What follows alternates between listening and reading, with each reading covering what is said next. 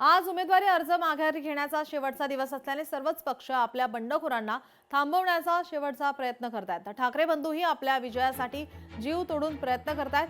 त्याचवेळी ठाकरे बंधूंना मात्र काही ठिकाणी बारीक सारीक धक्के बसताना दिसतायत। मुंबईतील प्रभाग क्रमांक 97 आणि 98 मध्ये मनसेच्या 11 पदाधिकाऱ्यांनी राजीनामे दिले।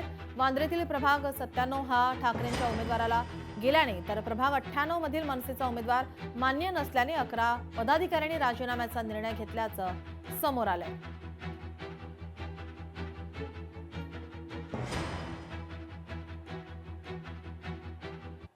संजय शिरसाट यांनी फोन करून उमेदवाराला धमकी दिली आहे। ठाकरेंच्या शिवसेनेचे नेते अंबादास दानवे यांनी आरोप केलाय।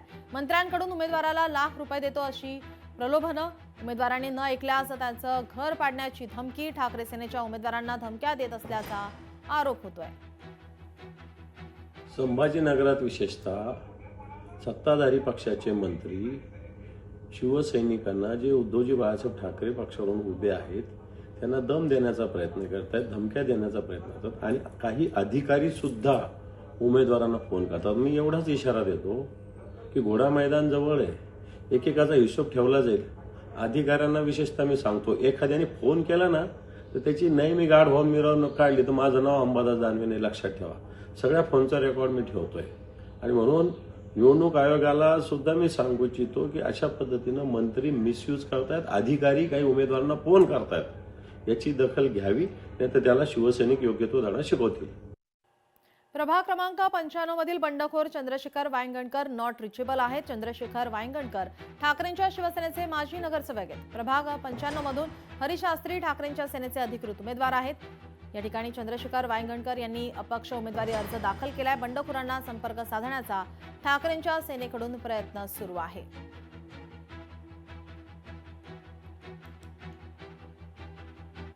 ठाकरे सेनेच्या तक्रारीची निवडणूक आयोगाकडून दखल घेण्यात आली। राहुल नार्वेकरांचे सीसीटीव्ही फुटेज हे आता तपासणार आहेत।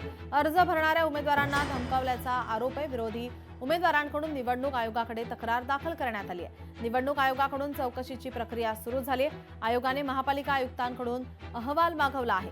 सीसीटीव्ही चित्रणही या ठिकाणी मागवल्याची माहिती समोर येते। यावर संजय राऊत यांची प्रतिक्रिया आली, आपण पाहूयात। सीसीटीव्ही फुटेज काढा। माझ्या माहितीप्रमाणे 4 नंतरचं सीसीटीव्ही फुटेज हे गायब केलेलं आहे।